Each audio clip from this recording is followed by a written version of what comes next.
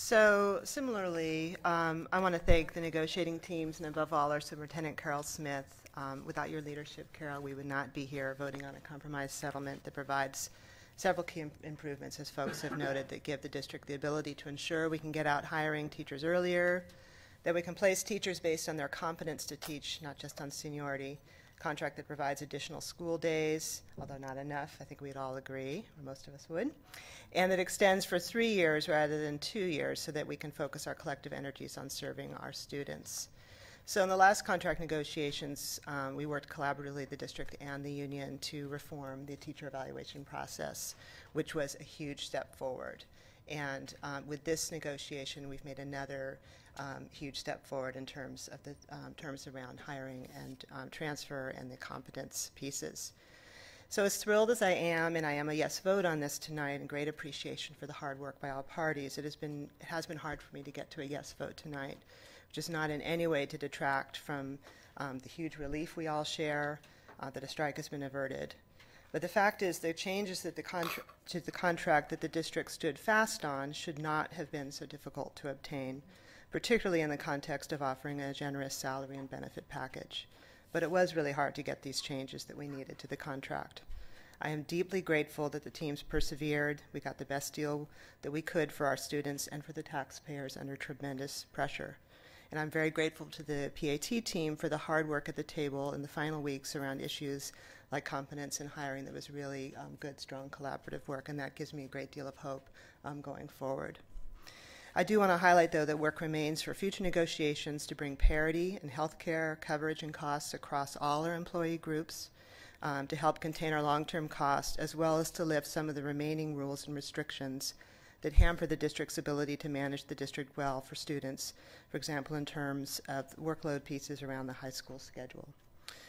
So, of course, we as school board members want a contract that provides fair and competitive compensation and fair and appropriate protections for our teachers and all our employees who bust their butts every day for our kids.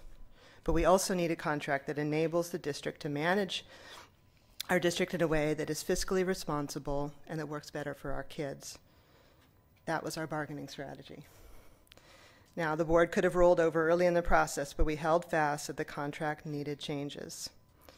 Now, it seems to me, from my perspective, that the PAT was unused to this stance that we were going to hold fast and we needed to make those changes.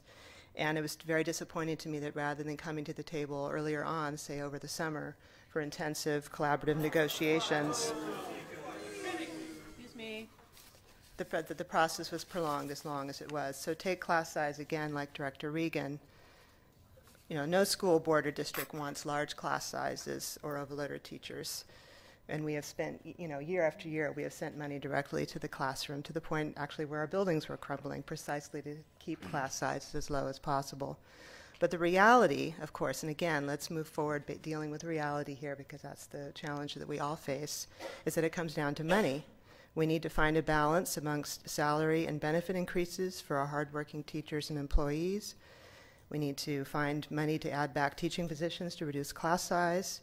And we also need to find money to reinvest in the programs that work for our kids, whether it be expansion of dual language immersion, increasing supports for struggling students, hiring mentors to help kids stay in school and stay on track, restoring a full week of outdoor school, or any number of investments that we would like to be able to make that help our kids thrive and succeed.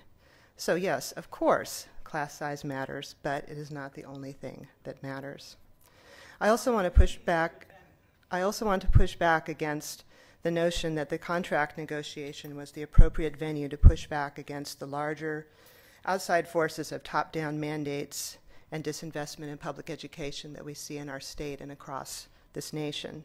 So yes, PPS does need to improve, and we should be held accountable for our shortcomings. But we're not Bill Sizemore, we're not Don McIntyre, Bill Gates, or Arnie Duncan. We aren't in charge of Common Core, or No Child Left Behind, or Race to the Top, or the Achievement Compacts.